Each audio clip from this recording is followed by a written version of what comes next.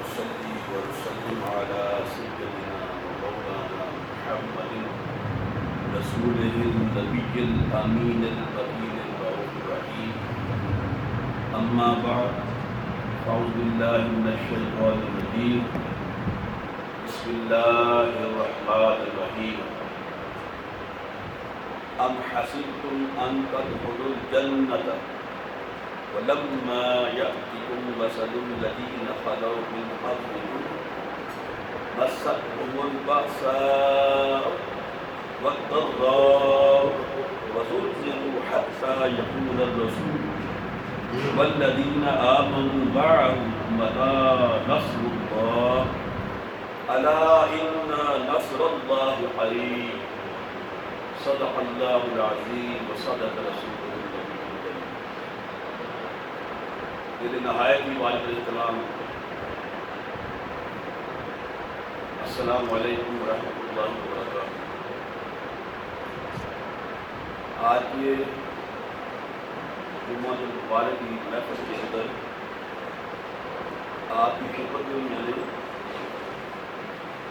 دوسرا پارہ 9واں رکوع ایک آیت آپ کے سامنے تلاوت کرنے کا شرف حاصل کیا. اللہ تعالیٰ ہمیں قرآن کو پڑھنے اور اس کو سمجھنے کی توفیق عطا فرمائے. اگر آپ قرآن میں اس چیز کا ہر انسان توجہ غور کرے کہ ہم نے اپنی زندگی کے اندر اس مقدس کلام کو کتنی اہمیت دی ہے،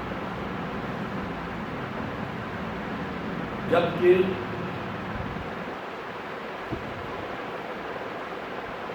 اللہ نے ہمیں مکمل ضابطہ حیات جو دین اسلام دیا ہے، اس کی جو بک ہے وہ قرآن ہے.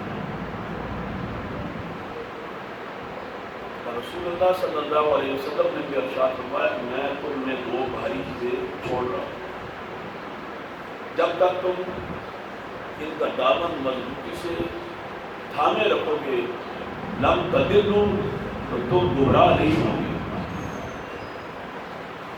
وہ کون سی؟ وہ حدیث ثقلین ہے. اس کا ارشاد فرمایا انی تارک ثقلین، دو بھاری چیزیں چھوڑ کے جا رہا ہوں، کتاب اللہ و عترۃ اہل بیت. کتاب اللہ کی کتاب چھوڑ کے جا رہا ہوں، اور میں اپنی عترت اہل بیت چھوڑ کے جا رہا ہوں. دو چیزیں تمہارے درمیان میں چھوڑ کے جا رہا ہوں. جب تک آپ ان دو چیزوں کا دامن تھامے رکھو گے تمہیں گمراہی و ضلالت کا سامنا نہیں کرنا پڑے گا. جب دونوں کو یا دونوں میں سے ایک کو آپ چھوڑ دیں گے تو گمراہی آپ کے گھر گھر آ جائے گی. اس لیے ہم نے اس پر غور کرنا ہے کہ ہم نے قرآن اور اہل بیت کا دامن ہمیں کتنا حد تک پکڑا ہوا ہے. یہ جو ہمارے اندر گمراہی آ رہی ہے، عقیدے کی گمراہی آ رہی ہے، تو حیالات کی گمراہی آ رہی ہے، اور قرآن کو چھوڑ کر ہم کو دنیا کے معاملات میں پڑ گئے ہیں. ہر طرح کے نئے سے نئے فتنے ہمارے اندر داخل ہو رہے ہیں. کیوں ہو رہے ہیں؟ کہ ہم نے قرآن اور اہل بیت کو چھوڑا ہوا ہے. قرآن ہدی للناس ہے، انسانیت پوری انسانیت کے لیے ہدایت ہے، ایک کی ہے. پھر قرآن ہدی للمتقین ہے، متقی لوگوں کے لیے ہدایت ہے. ہم نے نہ اس قرآن کو پڑھنا ہے نہ اس سے ہدایت حاصل کرنی ہے، تو گمراہی تو ہمارے پاس آنی ہے. بھائی جس کو آپ دروازہ کھول دیں گے، آپ کسی کے لیے تو وہ پھر دروازہ کھولا ہوا جب دیکھے گا تو اس نے تو اندر آنا ہی آنا ہے. تو ہم نے گمراہی کو خود راستہ دیا ہوا ہے کہ آئے گمراہی ہمارے پاس آ جائے. اگر قرآن ہم پڑھتے رہتے، قرآن کی تلاوت کرتے رہتے، قرآن کو سمجھتے رہتے، قرآن پر عمل کرتے رہتے، پھر حضور کی اہل بیت کے ساتھ مودت کا رشتہ قائم رکھتے، اور ان کی صحبتوں میں بیٹھ کر قرآن کی انٹرپریٹنگ سنتے رہتے، تو برائی ہمارے نزدیک سے نہ گزرتی. اور یہ جتنے مسائل ہمارے ہاں ابھر رہے ہیں، سب اس وجہ سے کہ ہم نے قرآن کو پڑھنا چھوڑ دیا. آج میں اس آیت کریمہ کا تلاوت کر رہا ہوں اور اس کا ترجمہ بیان کر رہا ہوں کہ ہمارے دلوں کے اندر جو غلط فہمی ایک پیدا کی گئی ہے،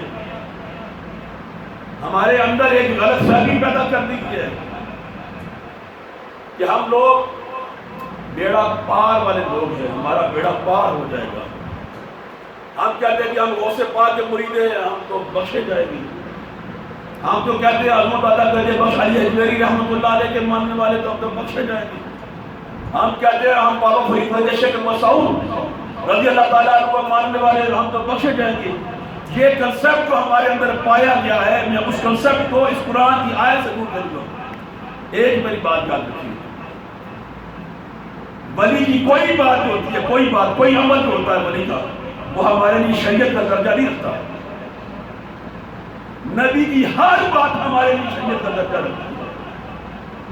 ولی کی کوئی بات مانیں گے تو اجر ملے گا، ثواب ملے گا، اگر نہیں مانیں گے تو گناہ بھی نہیں ملے گا۔